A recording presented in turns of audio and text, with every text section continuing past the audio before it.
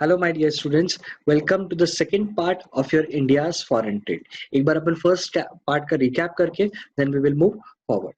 International trade की अपन ने बात करी थी। What is international trade? जब गुड्स एंड सर्विसेज अपनी कंट्रीज में आती है या अपनी कंट्री से जाती है, that is import and export of goods and services across different countries is called the international trade. ये क्यों किया जाता है? To get the industrial specialisation as well as the comparative cost advantage. मैं इंपोर्ट तब करूंगा जब मुझे बाहर सस्ता मिल रहा है, मैं एक्सपोर्ट तब करूंगा जब बाहर महंगा बिक रहा है, मतलब मुझे प्रॉफिट ज्यादा हो रहा है। तो ये आपका इंपोर्ट और एक्सपोर्ट की बात हुई। और इससे क्या होगा? आपका मार्केट बढ़ेगा, मार्केट बढ़ेगा तो आपकी अपॉर्चुनिटीज ऑफ इन्वेस्टमेंट बढ़ेगी, और इन्वेस्टमेंट के बढ़ने से क्या बढ़ता है? जीडीपी बढ़ता है। तो अपन ने गेन्स ऑफ इंटरनेशनल ट्रेड के बारे में बात करी थी, इसको एक लाइन में समझा था। Special market investment, market investment से क्या होगा? आपके एक्सपोर्ट और इंपोर्ट बढ़ेंगे और आपका क्वालिटी ऑफ लाइफ और एंड जीडीपी दोनों इंक्रीज होगा। तो ये सारे पॉइंट्स एक लाइन के अंदर मैंने डिस्कस करे। पहला पॉइंट यहाँ पर जो है that is about your international specialisation. You will get the comparative cost advantage. आपका मार्केट बढ़ जाएगा। आप ज्यादा आउटपुट अगर प्रोड्यूस कर रहे हो डोमेस्टिक इकोनॉमी के अंदर, you will find market where you can go and sell your product. आपकी अपॉर्चुनिटीज ऑफ इन्वेस्टमेंट बढ़ जाएंगी। यहाँ पे मैंने अमेजन का एग्जांपल बताया था। आपके इंपोर्ट्स इजीली हो जाएंगे। आपके एक्सपोर्ट से आपको फॉरेन एक्सचेंज मिलेगा ताकि आप डेवलपमेंटल इंपोर्ट्स कर सको। आपका जीडीपी ग्रोथ बढ़ेगा क्योंकि आपके इन्वेस्टमेंट्स बढ़ रहे हैं, और आपका क्वालिटी ऑफ लाइफ इंप्रूव होगा क्योंकि क्या हो रहा है? क्योंकि आपको इंटरनेशनल कॉम्पिटिटिव मार्केट में रहने का मौका मिल रहा है। So this is about the gains of the international trade. Next we have discussed about the India at the time of independence. यहाँ पर थ्री मेजर फैक्टर्स को मैंने डिस्कस करा। इंडिया ने क्या करा था? थ्री मेजर फैक्टर्स की पहले बात बताता हूँ, that is volume, composition and direction. Volume मतलब कितना ट्रेड करते हो, कंपोजिशन मतलब क्या ट्रेड करते हो, डायरेक्शन मतलब आप किससे ट्रेड करते हो।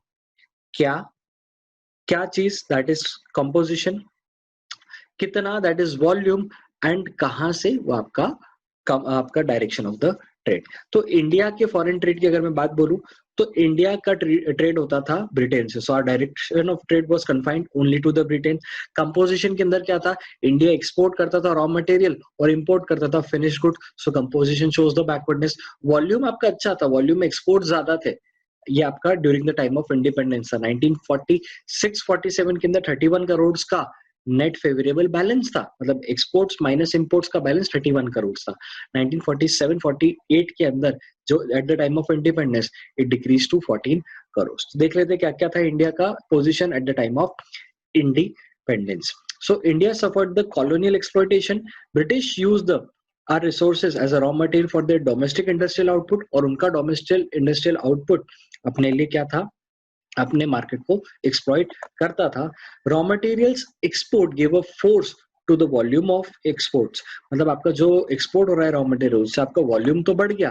बैलेंस ऑफ ट्रेड फेवरेबल भी था, 31 crore in 1946-47 and 14 crore in 1947 to 48, क्योंकि इंडिपेंडेंस मिल गया। अब ब्रिटेन से अपना ट्रेड कम हो गया था। और direction of trade was only confined to the Britain. ये बात करी थी India at the time of independence. The composition shows the backwardness. तो इसको क्या होता है वॉल्यूम, क्या होता है ट्रेड, और क्या होता है डायरेक्शन, इसको डिस्कस था। Volume refers to the quantum of exports and imports. Composition refers to the type of goods and services which we export और import. Direction refers to the countries to which a country export और import goods and services. तो यहां तक की बात अपनी complete होगी। Briefly, India at the time of independence क्या सिचुएशन थी आपके at the time of independence? जो वॉल्यूम था वो मॉडरेट था।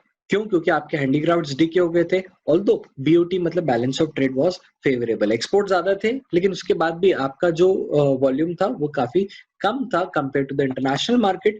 कंपोजिशन मतलब क्या क्या चीजें आप ट्रेड करते हो। तो आपकी जो रॉ मटेरियल है वो आप एक्सपोर्ट करते थे एंड आप इंपोर्ट करते थे फिनिश गुड्स, और डायरेक्शन आपका सिर्फ ब्रिटेन तक रिटेन्ड था। यहाँ तक आपकी बात हुई India at the time of independence.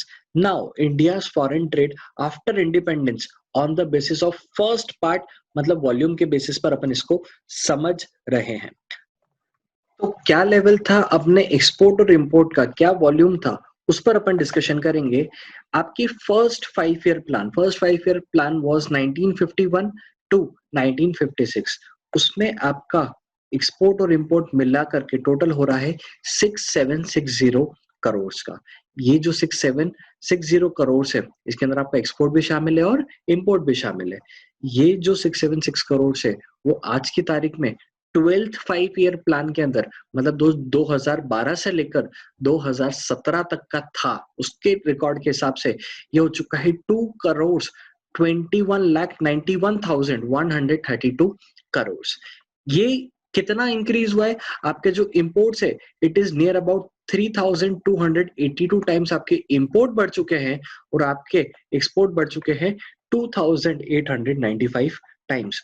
काफी वॉल्यूमिनस इंक्रीज है इसके अंदर, काफी तेज, tremendous increase, substantial rise in your export and imports since the time of independence. ये अपन ने यहाँ पर देखा। तो वॉल्यूम तो काफी अट्रैक्टिव है, लेकिन प्रॉब्लम क्या है इस वॉल्यूम के अंदर? मतलब एलिमेंट्स ऑफ डिस्ट्रेस क्या है? ऑल्दो ये वॉल्यूम काफी अच्छा लग रहा है सुनने में, देखने में, लेकिन फिर भी कुछ प्रॉब्लम है इसके अंदर। क्या प्रॉब्लम है कि आप क्या देख रहे हो? आप ये कंपेयर कर रहे हो कि पहले आपका जो आपका ट्रेड था वो 6760 करोड़ था और अब वो क्या हो चुका है 2,21,91,132 करोड़। मतलब ये कितना गुना हो गया सर? ये तो इंपोर्ट्स तो 3,282 टाइम्स और एक्सपोर्ट्स 2,895 टाइम्स। इतना ज्यादा इंक्रीज हुआ है। तो अगर आप समझो छोटी सी चीज को, मैं आपको बताता हूँ इसके अंदर ये आपको इतना बड़ा चेंज क्यों दिख रहा है। क्योंकि आपका जो बेस इफेक्ट है ना वो कम है। बेस इफेक्ट क्या है उसको मैं एलिमेंट्स ऑफ डिस्ट्रेस के अंदर बताऊंगा। Just see this base effect. ये छोटा सा बच्चा दिख रहा है, इसकी उम्र मान लो 5 साल 6 साल। इसके कंपैरिजन में अगर मैं इन भाई साहब को खड़ा कर दूं, इन भाई साहब को मैं एक सेकंड याद करें, तो ये सर जो है हमारे सामने, दोनों के अंदर एज डिफरेंस काफी ज्यादा है। There is a base of a small student to a base of a man. तो यहाँ पर आपका बेस जो है वो काफी वास्ट है, काफी ज्यादा चेंजेस है। फॉर एग्जाम्पल इफ आई से किसी एक कमोडिटी की प्राइस थी 1 रुपीज, वो बदल करके कितनी हो गई है? लेट से 10 रुपीज। तो बताओ कितना इंक्रीज आया, कितना इंक्रीज आया आपकी कमोडिटीज के अंदर? 1 रुपए से लेकर के उसकी प्राइसेस कितनी हो गई है? 10 रुपए हो गई। तो अगर मैं वॉल्यूम की बात करूं तो परसेंटेज निकालने के लिए क्या करते हो? परसेंटेज निकालने के लिए आप पहले चेंज लिखोगे। तो चेंज हो गया 10 minus 1, this will be 10 minus 1 will be divided by the base। पहले कितना था? it will be divided by 1, पहले 1 था, और multiply by 100। तो अगर आप ये इसका आंसर निकालोगे तो आ जाएगा 900%। 900% क्या हो गया है? यहाँ पर आपका इंक्रीज हो चुका है। जो 1 रुपए की चीज थी वो 10 रुपए की चीज हो चुकी है। मतलब 900% इंक्रीज अपन ने देखा है। लेकिन वही अगर 1000 रुपए की चीज 1100 रुपए की हो जाए, तो यहाँ पर ऊपर तो सिर्फ अगर एब्सोल्यूट टर्म्स में आप देखोगे, एब्सोल्यूट टर्म्स में सिर्फ 1 रुपए से आप 10 रुपए पे पहुंचे हो, तो सिर्फ 9 रुपए का चेंज है। यहाँ पर कितने का चेंज है? यहाँ पर आपका 100 रुपए का चेंज है। लेकिन परसेंटेज टर्म्स में आप करोगे 1100 new price minus old price minus 1000 divided by the old price that is base price 1000 multiply by 100, तो आपका आंसर आएगा 10%। ऑल्दो यहाँ पर वॉल्यूम ज्यादा है 100 का है, लेकिन परसेंटेज कितना आ रहा है? ओनली 10%। लेकिन फर्स्ट वाले केस के अंदर वॉल्यूम सिर्फ जरा सा है, लेकिन परसेंटेज कितना आ रहा है? 900। ये क्या पॉइंट है? This is about the base effect. The base which we are taking is only of 6760 crore. वहां से लेकर के अगर आप इंक्रीज देखोगे तो 2,21,00,000 तक जब आप पहुंचे हो, तो ये काफी बड़ा इंक्रीज है। लेकिन अगर मैं नॉर्मल टर्म्स में बात करूं, अगर आपका बेस बड़ा होता तो ज्यादा परसेंटेज इंक्रीज नहीं आता। I hope the point is clear. अगर इसको आसान शब्दों में बोलूं तो भैया अगर किसी चीज की प्राइसेस 5 रुपए की थी, आज वो 10 रुपए का मिल रहा है, तो भैया उसकी प्राइसेस 200% हो चुकी है। 5 रुपए तो थी और 100% बढ़ गई, मतलब टोटल 200% प्राइसेस हो गई। लेकिन अगर किसी चीज की प्राइसेस 500 रुपए थी और वो 550 हो जाती है, 500 रुपए से 550 होती है, तो ओनली 10% इंक्रीज होता है। फर्स्ट वाले केस के अंदर 200% इंक्रीज, सेकेंड वाले केस के अंदर ओनली 10% इंक्रीज। तो ये आपको समझना पड़ेगा कि ये क्या बेस आप ले रहे हो। Base is very very important, क्योंकि इकोनॉमिक्स को भी बेस पसंद है। चलिए, ये बेस इफेक्ट मैंने आपको बताया। Second part is the global trade share. ये आपका एक ओवरव्यू पॉलिटिकल मैप लिया है मैंने। ये जो पॉइंट्स है ये सारे बता रहे हैं कि आपका ट्रेडिंग कहाँ कहाँ होता है। तो इंडिया जो यहाँ पर आपको दिख रहा है, इंडिया यहाँ पर आपको दिख रहा है, इस वाले पार्ट के अंदर इंडिया जो बाहर से इंपोर्ट और एक्सपोर्ट कर रहा है, अगर मैं ग्लोबल ट्रेड शेयर के सामने बताऊं, ग्लोबल ट्रेड शेयर के सामने India has only very less share, which is equivalent to 1.8% in 1950 to 1951, and it became 0.5% in the 1991। तो आपका ग्लोबल ट्रेड शेयर पूरे इस विश्व के अंदर जितना भी ट्रेडिंग हो रहा है उसमें से इंडिया का शेयर काफी छोटा है। 1950 में तो फिर भी ज्यादा था, क्योंकि उस टाइम पे ब्रिटिशर्स का एक्सपोर्ट इंपोर्ट ज्यादा चलता रहता था, लेकिन 1991 में सिर्फ 0.5% आ गया।